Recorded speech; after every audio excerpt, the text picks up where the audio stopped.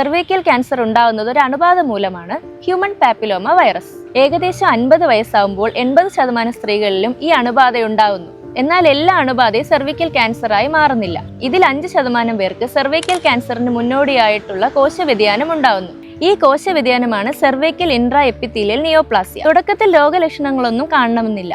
അമിതമായ വെള്ളപ്പോക്ക്, ആർത്തവമല്ലാതെ ഉണ്ടാകുന്ന രക്തസ്രാവം, ആർത്തവവിരാമത്തിന് ശേഷം ഉണ്ടാകുന്ന രക്തസ്രാവം ഇവയൊക്കെയാണ് ലക്ഷണങ്ങൾ.